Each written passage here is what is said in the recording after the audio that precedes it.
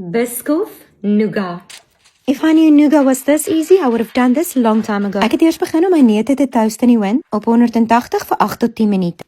Terwyl jou neute toast, gooi jou heuning en suiker in 'n pot. In 'n aparte bakkie het ek Biscoff koekies en gebreekte Biscoff sjokolade gegooi. Jy kan letterlik ingooi waarvan jy hou. Dan skei jy 2 eiers en begin jou eierwit styf klits.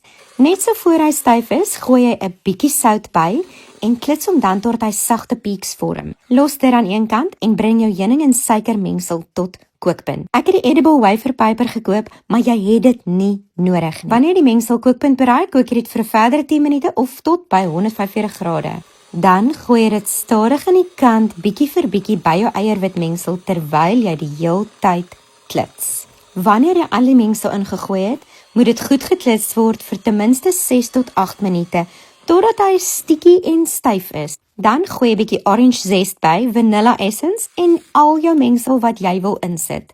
Oukies, en hierdie moet jy vinnig doen, want hierdie ding word styf so gou soos nou.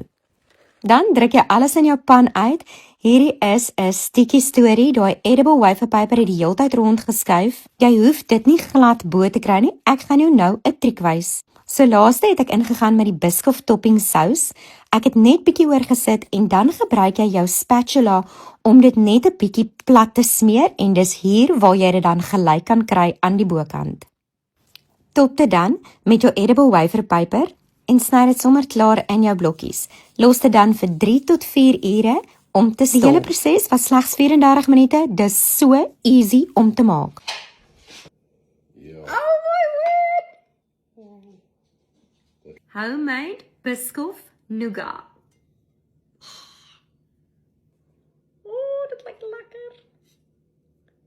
Check hom dan.